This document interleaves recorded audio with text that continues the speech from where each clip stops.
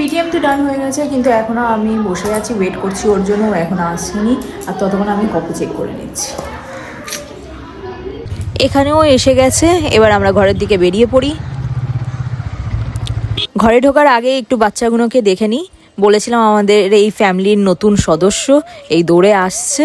এবার আমার শাড়িটাকে টানার ইচ্ছা ওদের, এই শাড়িটাকে ফুটো করবে বলে লেগে পড়েছে, যেরকম আমার একটা প্যান্টটাকে ফুটো করে দিয়েছে। তো আমি একটু ড্রামা করে নিলাম, করে নেওয়ার পর আমি এখন লাঞ্চ করে নেবো। আজকে ঘরে নিরামিষ হয়েছে। কালকে আমাদের অ্যাকোয়ারটা পড়ে ভেঙে গেছিলো এই কলটা, তো আজকে সার্ভিস করতে এসেছে। তো ওইটাই এখন দেখছি উনি কি করছে না করছে পেছনে দাঁড়িয়ে। 75 আছে। তো আমি এখন যাচ্ছি ঘুরতে, কিন্তু আমাকে দেখতে খুবই বাজে লাগছে। তো ভাবলাম একটু ড্রেস চেঞ্জ করে নিই। ভালো লাগছে তো মনে হচ্ছে তাই, কিন্তু একটু মুখটা ড্রাই ড্রাই লাগছে। তো চলো একটু মেকআপই করে নেওয়া যাক। তো বলো, এবার তো ভালো লাগছি। তো আমি রেডি, বাট একজন এখানে রেডিই হয়নি, নিজের এখন ল্যাপটপটাকে গোছাচ্ছে এই যাওয়ার সময়। তাহলে আর এখানে কি বলবো বলো।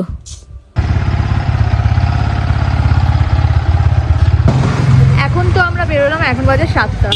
ওইখানে পৌঁছাতে তারপর মানে কি হবে আমি নিজেও জানি না, আমার মনে হয় বন্ধ হয়ে যাবে। আজকে আবার লাস্ট ডে। দেখো কতটা জ্যাম। কোথাও যেতে হলে এই ছেলেটা তাড়াতাড়ি বেরোতেই চায় না, কি বলবো আর। বাবা রে, ঠান্ডা ঠান্ডা হাওয়া দিচ্ছে। আমাদের এখান থেকে এখানে তো যথেষ্টই ঠান্ডা আছে। তো আমরা এসে গেছি আমাদের ডেস্টিনেশন, বাট অনেক জ্যাম। এখন আমরা বাইক পার্কিং করার জন্য জায়গা খুঁজছি, বাট কোথাও পাচ্ছি না।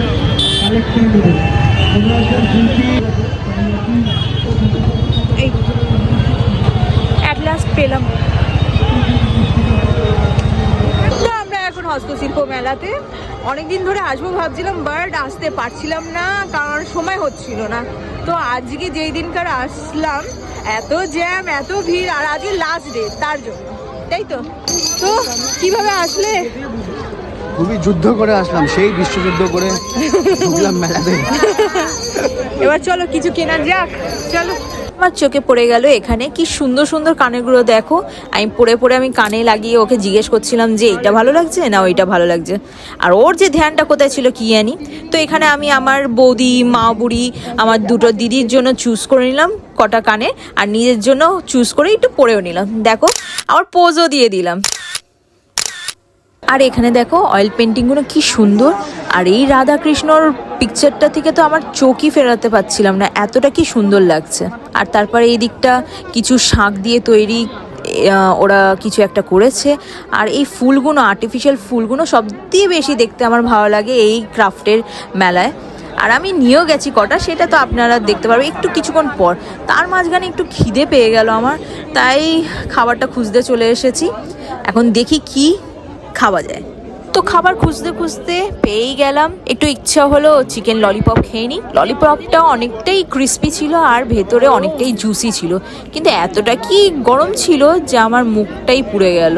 খেতে খেতে এতটা কি মুখটা বানাচ্ছিলাম, ও আমাকে দেখে দেখে এতটা হাসছিল যে এটা কি করছি আমি। আর এই দোকানটা থেকে আমি ফুল কিনে নিয়েছিলাম, সেইটা আমি নেক্সট ব্লগে দেখাবো যে আমি আমার ঘরে কোথায় আমি সাজিয়ে ফুলটাকে রেখেছি।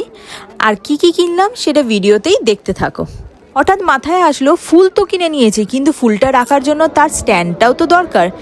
এদিক ওদিক ঘুরে ঠিক স্ট্যান্ডের দোকানটা খুঁজে বার করে নিলাম। এবার স্ট্যান্ডটাও আমরা কিনে নিচ্ছি। এখানে আমি দুটো স্ট্যান্ড কিনেছি। দেখো এই দোকানে এইসব বিক্রি হচ্ছে, এই কঞ্চি দিয়ে ওরা এত কিছু বানাচ্ছে। ওইদিকে সব ছিল সাজার জিনিস, খাবার দাবার সব কিছু, বাট এই সাইডটায় সব কার্পেট, তারপর কাঠের জিনিস, মানে টেবিল, তারপর কি বলেন ডাইনিং টেবিল, তারপর কি ড্রেসিং টেবিল, সব হাতে বানাচ্ছে না। দিকে এতটা গান লাইট সব কিছু হচ্ছে, যার মধ্যে ক্রিসমাসটা তাড়াতাড়ি এসে গেছে, যার মধ্যে কালকে। মেলা থেকে বেরিয়ে আমি পাশে এই জায়গাটা আমি ঢুকলাম। এখানে চলছিল আর্ট এক্সিবিশন। দেখো কি সুন্দর সাজানো, আর এই ল্যান্ডস্কেপগুলো, এই ল্যান্ডস্কেপগুলোর কাছ থেকে তো আমার চোখই সরছিল না। ওইখানটায় আমি গিয়ে দাঁড়িয়ে গেছিলাম কিছুক্ষণের জন্য।